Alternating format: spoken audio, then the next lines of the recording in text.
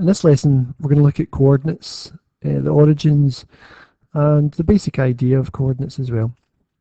So we can see over the centuries, people have tried to explain positions by drawing maps and journeys and things like that. The map of today that we already know, this is kind of like upside down one here. They didn't always used to look like that, and if you go into museums and look at the ceilings and sometimes the walls, they've got pictures of ancient maps which are quite different to today's maps, and that's because they didn't know as much as they did today. The explorers couldn't trace it out as well and accurate as they do today. Also, we've got grid references in today's maps, and that kind of leads us to the idea of coordinates, trying to pinpoint a location on using a grid. The basic idea of using a grid is to identify, you could think of it as battleships, to identify a particular grid or square on a grid. You can use letters and numbers to do so.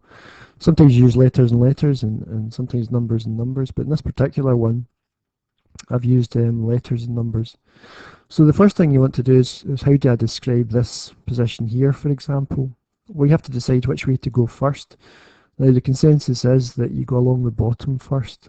So along the bottom to E and then up to 3. So this square here's got a name, it's called E3 if you like. If you look over at this square here, that would be G, because you go along to G at the bottom and then up to 5. And this whole idea and system came from a man, René Descartes. He was a Frenchman, philosopher and mathematician. Apparently, this is a story, I don't know if it's a true story or not, but apparently he was looking up at the ceiling and he saw these squares on the ceiling. He was trying to locate the position of a fly.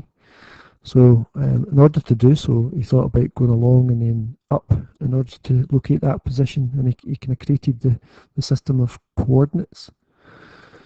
Now, when coordinates were invented, there was a basic system we talked about before of identifying squares, but more often than not, what we try and identify is pinpoint locations, and that's exactly where the lines cross. For example, here, instead of a square, it would be where the lines cross over, or over here. And usually it's denoted by numbers in the bottom and numbers up and down the side. Now this is called a coordinate grid, but it's also got a name called a Cartesian diagram, and this Cartes bit, if you like, comes from René Descartes, the person I was just talking about. Other parts of a coordinate grid, this here is called the origin. That's where the 0 is. This is the x-axis. It goes along the way, or across the way. And this is called the y-axis, which is up and down the way. Now to pinpoint a location on here, say for example this point A, you go along first and then up. Okay, so some people remember it as along the corridor and then up the stairs. There's other ways to remember it. But as long as you go along first and then up, you can get your destination. So this coordinate here would be called 6, 7, because it's 6 across and 7 up. You always start from the 0, or the origin, starting from the origin.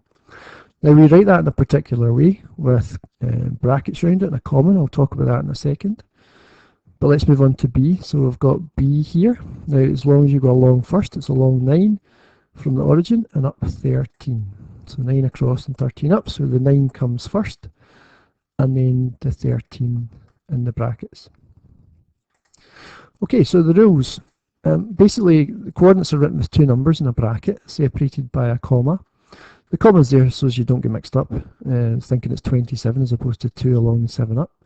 The brackets are there because if you put lots of coordinates together and you have no brackets in, it's really confusing. So if you put brackets around them, it's much easier to understand.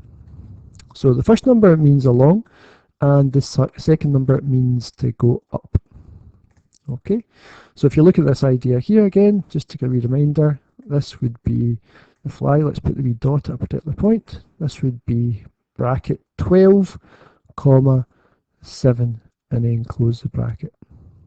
Just a final note, the 12 part of the coordinate is called the x-coordinate because it goes along the x-axis, and the 7 part of the coordinate is called the y-coordinate because it goes up the y-axis.